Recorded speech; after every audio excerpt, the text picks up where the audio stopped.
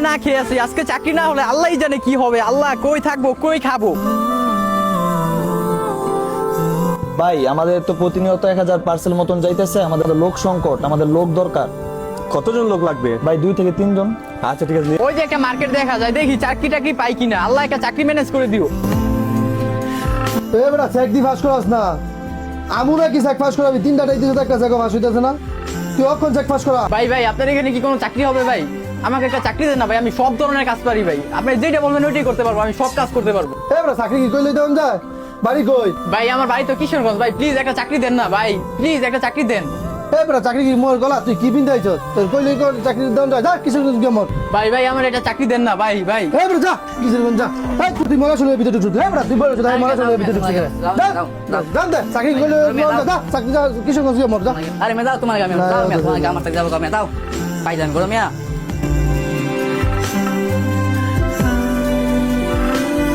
বড় ইচ্ছে করছে ডাকতে তার গন্ধে মেখে। ভাই ভাই, আমাকে একটা কাম দেন না ভাই, আমি সব কাম পারি ভাই। আপনি যে কাম বলবেন আমি ওই কামই করতে পারবো, আমি সব কাম পারি, আমাকে একটা কাম দেন। তোর যে পরিবেশ, তোর এই পরিবেশে কাটা কাম দিব। এবারে যা তো যা যা, বারে বলতেছি যা যা।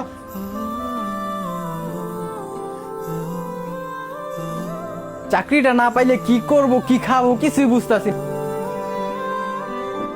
ভাই ভাই ভাই, একটা চাকরি হবে আপনার কাছে? আপনি সারাদিন ধরে ঘুরতেছি, কোনো কাজই পাইতেছি না। আপনি একটা কাম দেন আমার, আপনি যে কোনো কাজ দিবেন আমি এটাই করবো। আসো আসো ভিতরে আসো, আসো। ভাই ভাই, আমার চাকরি লাগবে ভাই, যেমনি হোক ভাই ভাই, আচ্ছা, আপনি আচ্ছা, আমার আচ্ছা, আচ্ছা, চাকরি দেন ভাই। আচ্ছা আচ্ছা এই আমার থাকার জায়গা নাই, আমার খাওয়ার জায়গা নাই ভাই, যেমনি হোক ভাই আমার চাকরিটা দেন ভাই। আপনি যে কোনো কাম দেন আমি সেই কোনো কামই করতে পারবো ভাই, আমার চাকরিটা দেন ভাই। আচ্ছা, আচ্ছা, ভাই ভাই, আচ্ছা, যেমনি হোক বসো, ভাই, বসো। চাকরিটা দেন। বসো। ভাই তো কইছিল লোক দরকার, পাইছে একটা মুরগি, পেয়ারা খাইয়া দি। তোমার যে পরিবেশ, এই পরিবেশে তো চাকরি দেওয়া যাবে না। যেমনি হোক ভাই, আমার চাকরিটা লাগবে ভাই। আপনার আচ্ছা ঠিক আছে ঠিক আছে, আমার একটা অপশন আছে। আচ্ছা চলো, তোমার চাকরির ব্যবস্থা করে দিতেছি, সাইডে আসো আসো। শোনো, আমি তোমাকে একটা কথা বলি, আমাদের এইখানে চাকরি লইতে হলে তো টাকা লাগে। 5000 টাকা দিতে পারবা?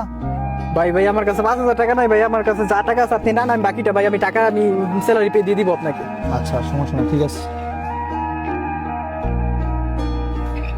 ঘুষ নিয়ে চাকরি নিতে আছে ভাইকে এখনই বলতে হবে। ইব্রাহিম কি হয়েছে, কি হয়েছে, কি সমস্যা হয়েছে?